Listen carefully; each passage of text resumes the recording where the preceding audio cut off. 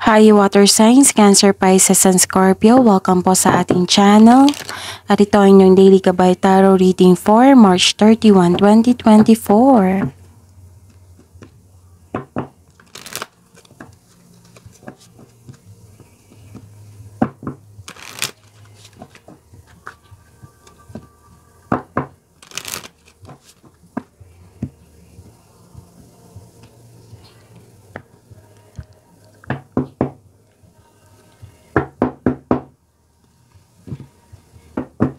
Please be reminded that this is general reading po, so maaari kayong makarelate o hindi. Just take what resonates.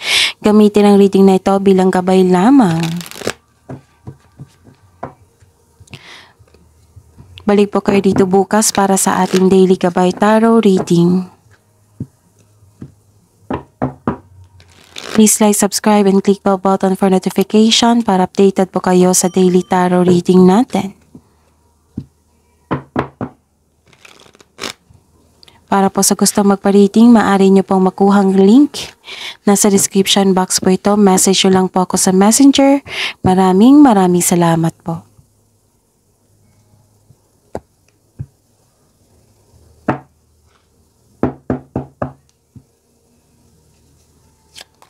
Spirits Guide, ano po ang mga ganap sa araw na ito, March 31, 2024, para po kay Cancer, Pisces, and Scorpio.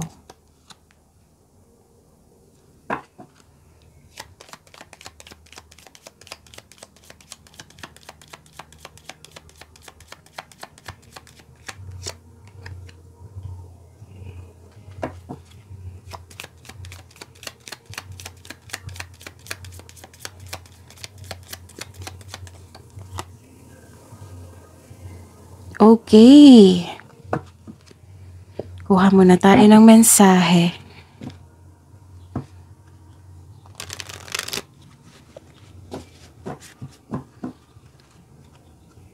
Spirits Guide, mga mensahe po para kay Cancer, Pisces, and Scorpio ngayong March 31, 2024.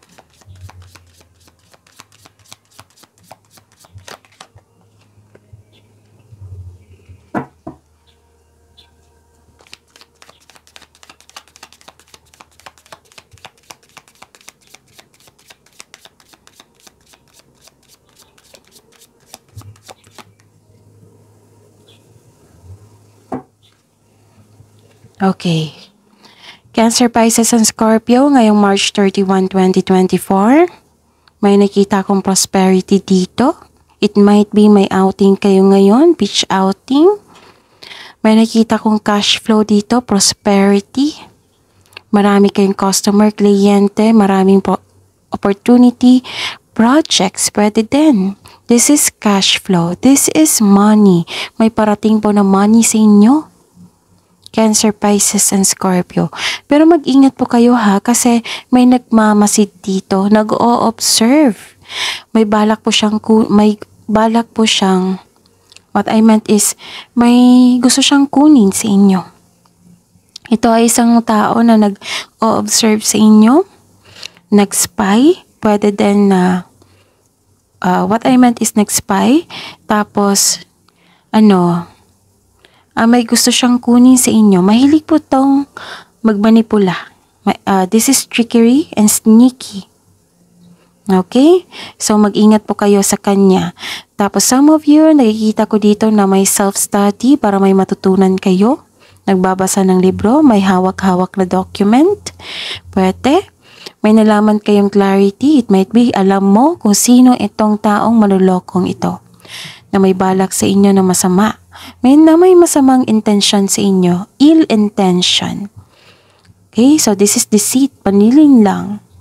Okay, tapos may malalaman kayong clarity, pwedeng sekreto sa araw na ito. And some of you nag-aaral po, nagkaroon ng self-study para may malaman pa kayong skills o improvements in your skills or madagdagan ang inyong skill. And para may malaman pa kayong para may matutunan kayo sa binabasa nyong libro or document. Okay? So sa araw na ito, mag-ingat kayo kasi baka may balak po siyang kunin ng inyong kaperahan.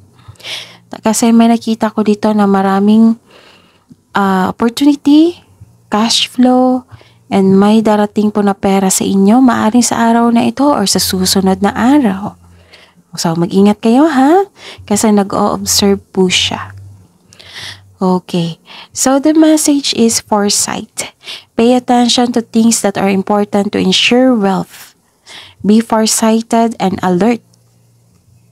Ang sabi po dito na kailangan yung bigyan ng attention. Bigyan mo ng attention yung mga bagay-bagay. Kasi may nakita kong opportunity dito, di ba? Tapos, bigyan mo ng attention. At bigyan ng magandang or wastong plano to ensure wealth. May binigay sa inyo, it might be this money na parating sa inyo, tapos bigyan ng atensyon at pagpaplano para magiging maunlad pa. Tapos, be farsighted and alert. Okay, wow. So, claim this also. Sweet success. It is not difficult to get everything you want and enjoy it. Get what you want. Ang ganda, sweet success.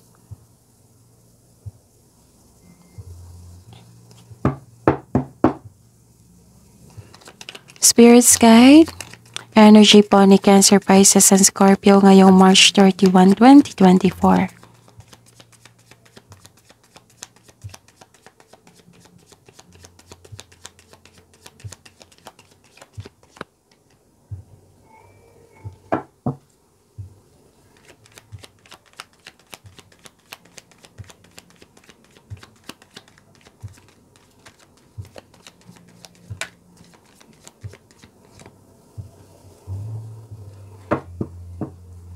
Spirit's Guide. Career and money po ni Cancer, Pisces, and Scorpio ngayong March 31, 2024.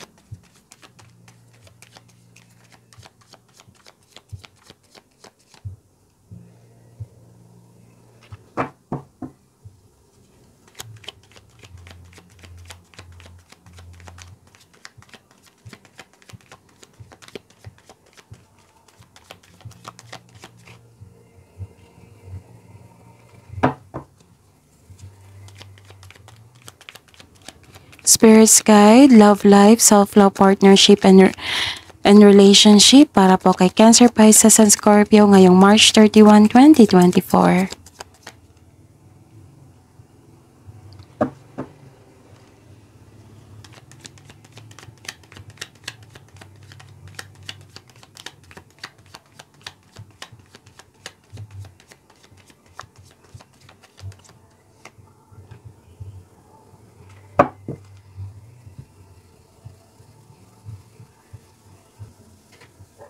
Okay, Cancer, Pisces, and Scorpio, kung may narinig kayong music, sa kapitbahay po yan. So, sana hindi nyo po narinig. So, don't worry kasi focus naman ako sa reading nyo po, sa cards nyo po. So, focus kayo sa akin para may makuha kayong mensahe. Okay? Tsaka check nyo po yung mga bagong upload natin para sa inyong monthly gabay tarot reading. Nasa channel po natin, scroll down nyo lang po, naka-separate video po yon, Cancer, Pisces, and Scorpio. At abangan nyo rin po yung mga ongoing video nyo po. So, ayun. Cancer, Pisces, and Scorpio, open na po. May schedule na po tayo for personal reading. Oo. So, check nyo po yung description box ng video na ito. May link po dyan. I-click nyo po and message me sa messenger for inquiry and booking. Okay? Maraming salamat po. Sa araw na ito, ngayong March 31, 2024, para po kay Cancer, Pisces, and Scorpio.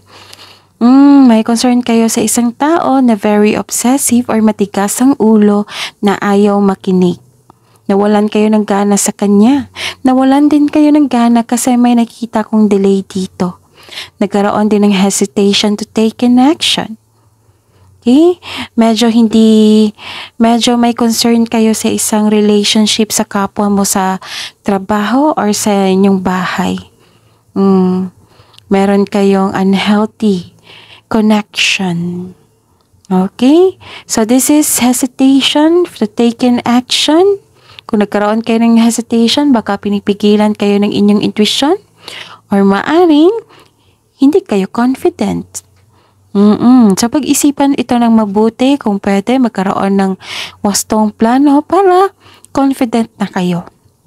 Kasi kung magkakaroon ka ng wastong plano, magiging confident po kayo niyan. Okay?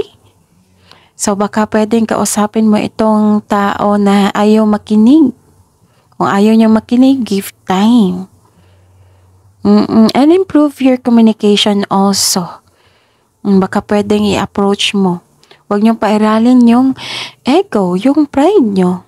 Para mabigyan na ng solusyon dyan. Para naman sa inner peace niyo po. Kasi nag-alala kayo at the same time sa kanya. Okay? So, ayun. May nakikita ko dito na may naulit na namang problema na nagdulot ng trauma sa iyo. Ayaw mong alamin kung bakit ito naulit. Bigyan ng atensyon. Hanapan ng solusyon upang sa gayoy magkaroon na ito ng pagbabago. Magiging maayos na. And may nakita ko dito which is the clarification of your card na nagkaroon ng deception or may taong hindi totoo sa inyo. Isa tong manloloko. So kailangan, nalaman mo. I think nalaman mo yung katotohanan. Kasi may clarity ako nakita. So, 2 card na po nagsabi dito na may clarity. Nalaman mo ang katotohanan. It might be, nalaman mo yung katotohanan, naging conscious ka. Disappointed ka kasi nalaman mo yung taong hindi totoo sa inyo. And wag niyong i-ignore. Wag niyong ipagpaliban. Baka kailangan na itong bigyan ng solusyon. Kasi na-bother kayo eh. Maaring malapit to sa inyo. Kung hindi naman kasamahan mo yan sa karera, then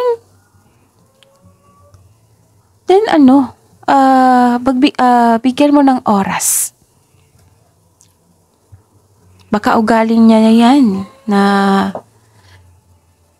baka ugaling niya yan na mahilig makialam. Okay. Sa career and money niyo po, Cancer, Pisces, and Scorpio. May nakita ko dito na may gustong makipagkita sa inyo ngayon. This is your past person. Maaaring may kinuha siyang money sa inyo. Maaaring nakarealize na po siya at gusto niyang humingi ng tawad. May nakikita rin ako dito na hindi kayo kontento sa kinikita niyo ngayon o posisyon niyo sa trabaho. Yan ang sabi ng card dito na there is something better for you.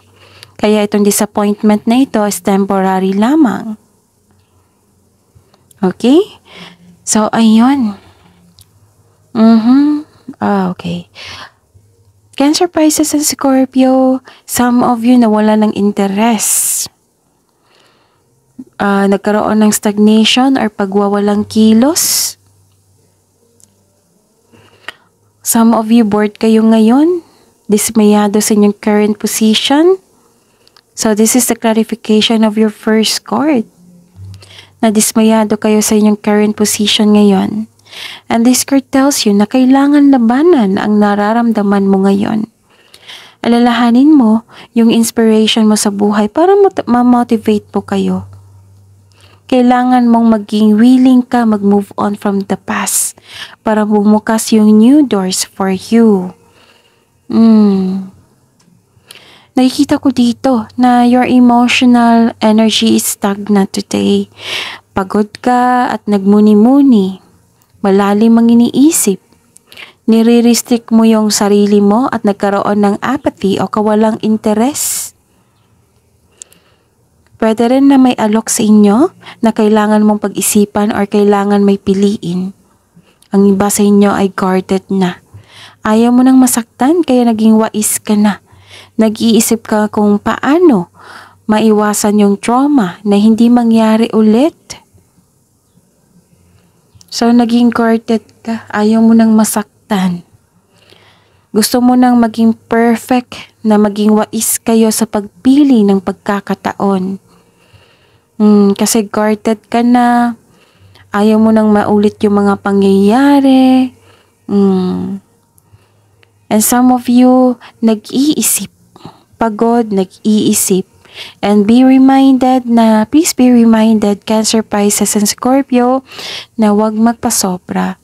Kasi overthinking, overanalyzing the situation, yan yung pumipigil na maging happy kayo sa araw-araw na ito. Maaaring may dumating na opportunity na hindi mo napansin kasi nagkaroon ng overthinking. Okay? So, bigyan ng pagbalanse. Kung pagod na kayo sa kakaisip, then rest. Okay? Ayun, tama nga naman yung sabi nyo dito na pag-isipan nyo ng mabuti yung binigay na opportunity sa inyo para para maiwasan na yung pangyayari sa nakaraan na hindi kayo naging wais. So you're thinking about and to have a wise decision. So this is very good. Pero paalala lang po, pagbalanse lang po. Kung pagod na kayo sa kakaisip, then pahinga. Huwag kayong mag-overthink. Kasi overthinking, yan po ay distraction. Okay? And kung kumakapit kayo sa nakaraan, kailangan mong maging willing mag-move on para bumukas yung mga bagong simula, bagong pagkakataon. Okay? Ang lalim ng iniisip nyo dito. So, sa love life, self-love, partnership, and romance ni Cancer, Pisces, and Scorpio, nakikita ko dito na maraming nakasuporta sa inyo, lalo na yung partner nyo. Nakikita ko yung ugali nyo dito na very passionate kayo sa gusto nyo sa buhay. Binibigyan nyo talaga ng time and effort yung passion nyo, yung trabaho nyo. Kaya mo nga maging leader eh. And please know, Cancer, Pisces, and Scorpio, that you are guided and protected now and always. Very confident and sense of worthiness are elevated. You are becoming confident. Kahit nawalan ka ng pag-asa, ang ganda ng energy nito kasi you are becoming more confident. Siguro napagod ka sa kakaisip. And now, you're taking in action, naging creative ka, nag-iisip ka sa inyong ambition or nag-take ka ng action sa inyong ambisyon sa buhay.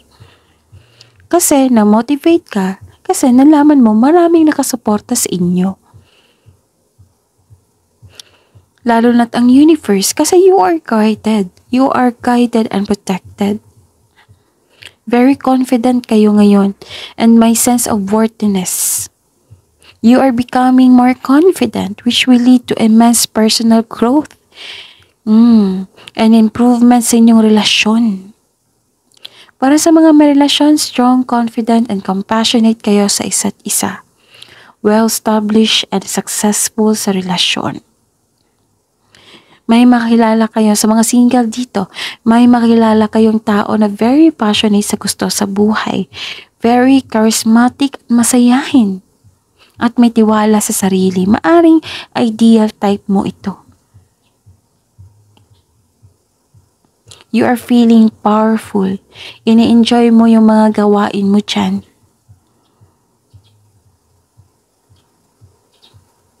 So this creativity and enthusiasm are important part of your success. Huwag kayong mawalan ng pag-asa. Tama tong desisyon niyo na mag-take an action. Huwag kayong mawalan ng pag-asa. Huwag kayong ma-disappoint. Huwag kayong ma-hesitate. And huwag kayong mag-isip ng hindi mabuti. Kasi alam nyo naman yan, araw-araw ko yung nire-remind sa inyo na huwag kayong mag-take ng negativity energy. Huwag kayong mag-isip ng negative. Kasi yan yung ma-attract nyo. And alam kong ayaw nyo yan. Positive affirmation pa rin. Kahit nawalan kayo ng pag-asa, positive affirmation. And be confident. Huwag kayong mawala ng pag-asa. Huwag kayong mag-give up. Inspiration is on the way, so don't give up. Magkakaroon po ng healing. But this healing, it will take time. Basta po, i-process nyo po. Embrace, tanggapin, acceptance, surrender, let go, move forward. Kasunod niyan, healing. Dreams to come true. Huwag kayong mapanghinaan ng loob. Have faith sa universe. Connect to your intuition. Connect to yourself. Believe in yourself. Trust yourself. Okay? So, tama tong energy nyo dito na binigyan mo na ng aksyon para maisakatuparan ang inyong ambisyon sa buhay. Kung may taong hindi totoo sa inyo, hayaan nyo siya kasi siya ang may problema. Kasi may tao na kung may nangyari sa kanya, gusto nyo ibigay sa inyo. Ganon. May tao talagang ganyan. So, kailangan natin intindihin na may tao talagang ganyan. So, huwag nyong isipin na lahat ay mabait na katulad nyo. Araw-araw ko yan sinasabi sa inyo. Kasi you are concerned sa kapwa nyo, lalo na sa pamilya nyo. And mag-isip kayo. Kasi nakikita ko dito naging dependent na sila sa inyo. Kasi some of you, most of you is breadwinner. Mag-isip kayo na hindi sila maging dependent sa inyo. Kung kayo po ay nagbibigay or nagsuporta sa inyong family, naging breadwinner kayo, mag-isip kayo ng negosyo, yung mahilig nila, yung hilig nila, and offer. Bigyan mo ng kapital kung pwede, ha? Then, dyan mo na siya. I-train mo.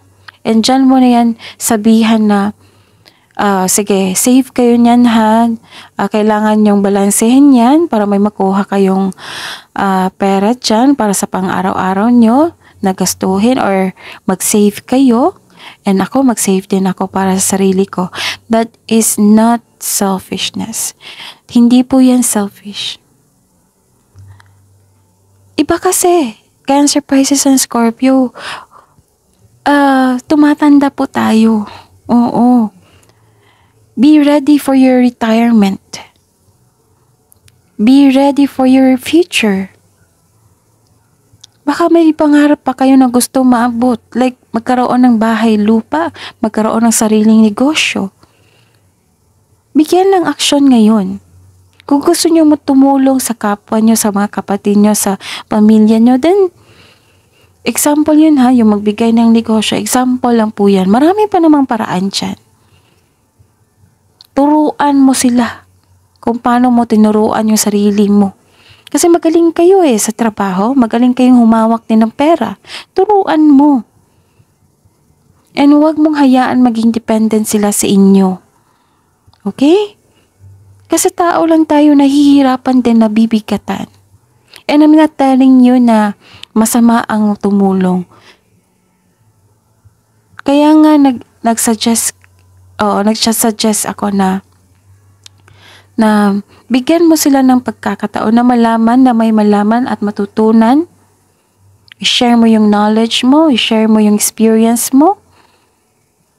Pero ang problema niyan kung ayaw na talagang matuto. 'Di ba? Kung naugali na nila na ayaw matuto. Yan yung problema. Pero I'm hoping po and I'm praying na maging willing sila sa offer nyo na matuto sila. Kung gaano kayo kagaling humawak ng pera, turuan mo din sila. Kung gaano kayo magaling humawak ng negosyo, turuan mo din sila. Kasi kumpleto yan sila. May mga paa, may isip, may kamay. Baka it's time na po, Cancer, Pisces, and Scorpio. Kung adult na yan sila ha, pero kung bata pa, kailangan talagang assistance niyan. And I am aiming for, para hindi kayo mahirapan na po. Kung bata pa yan, so kailangan ng assistance niyan. Kung adult na yan, then give chance. Opportunity yan eh. Kung gusto nyo talaga silang tulungan, give opportunity. Kung ayaw nilang matuto, then that's the problem. Hindi lahat ng oras, hindi lahat ng panahon. Tumatanda kasi tayo, so kailangan din mag-save tayo. Kailangan din tayo na tulungan ang ating sarili. Pero nasa inyo po yung desisyon kasi buhay nyo yan eh. 'Di ba? Cancer, Pisces, and Scorpio, nasa inyo po yung desisyon. Kasi alam ko naman yung weakness nyo, maawain, kasi mahal ko yung tao. So then go ahead. Kasi desisyon nyo yan, buhay nyo yan. And we are aiming for peace of mind here, di ba? And we are aiming for your personal growth, na magkaroon ng improvement, na ma-achieve nyo yung gusto nyo sa buhay. Okay? Pwede naman tumulong sa kanila, pero huwag nyo kalimutan ang inyong sarili. Mag-save na para sa inyo. Pwedeng 20% sa kanila, 10% din sa inyo, or 20% din na save mo. And then, huwag nyong sabihin na may nakatago kayong pera. Na may nakatago kayong insurance. Keep it to yourself. Bakit?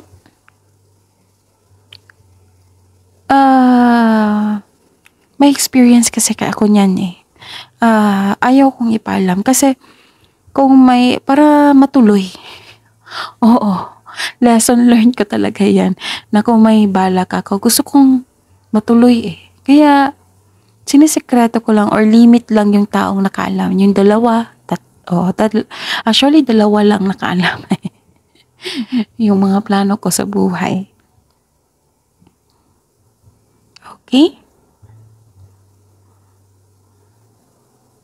Kung maawain kayo sa kapwa nyo, maawa kayo sa inyong sarili, kailangan nyong magkaroon ng bigyan ng pagkakataon yung sarili para maiayos, magkaroon kayo ng savings, insurance.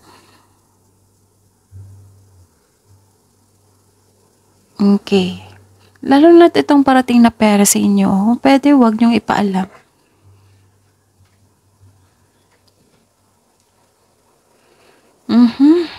Ano pa? I think wala na.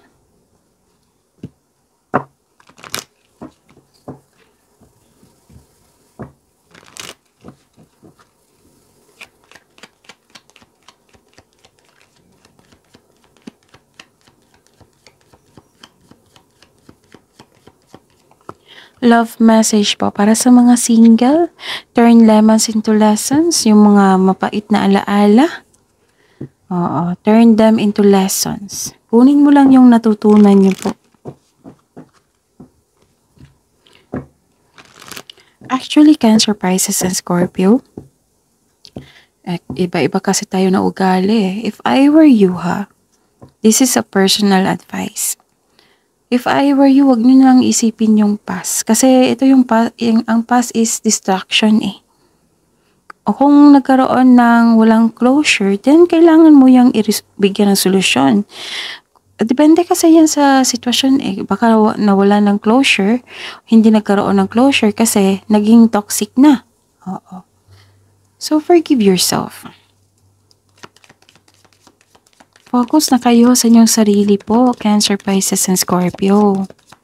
Kung may taong nagbigay sa inyo ng hindi magandang trato, then hindi talaga natin maiiwasan yan. Kasi hindi lahat ng tao na kasing bait nyo, kasing genuine nyo. Kasi totoong tao kayo eh. Obstacles. Look for ways around the obstacles to find happiness. Kung nagkaroon ng obstacle, then find a way. Start kayo sa emotion nyo. Mindset yan eh.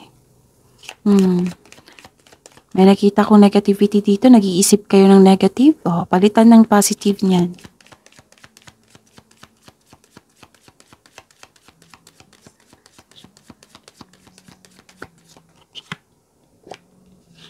Cheer up. Live in the moment.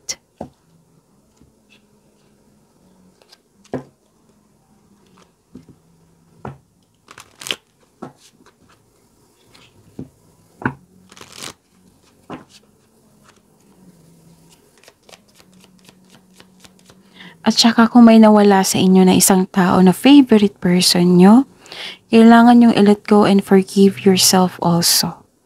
May mangyayari talaga niyan kasi baka tinanggal yan ng universe kasi wala kang growth na nangyari. Oo, baka nakatadhana po na hindi siya magtatagal sa inyo. Kasi nakikita ng universe, nahihirapan na kayo, kaya tinanggal ng universe. So, kailangan yung i-forgive yung sarili nyo. Hindi lahat ng bagay tumatagal. Okay? Ang importante, nagstay kayo. Tumatayo pa rin kayo. And advice. Ito yung sabi ko sa inyo kanina, yung matigas ang ulo. Na-improve your communication, right? Okay. Lumabas po dito. Communication. You are encouraged to communicate clearly from your heart. Bridge any gaps that are keeping you from connecting deeper with your loved ones. It is important to speak your truth with emotions, vulnerability, and power. Spirits, guys, angels, archangels, guardian angels, message po para kay Cancer, Pisces, and Scorpio ngayong March 31, 2024. Sabi po ni Archangel Jophiel, act with wisdom, use information for the highest good. So that is your reading for today, March 31, 2024, Cancer, Pisces, and Scorpio. Please like, subscribe, and click bell button for notification para updated po kayo sa daily tarot reading natin. Maraming salamat po.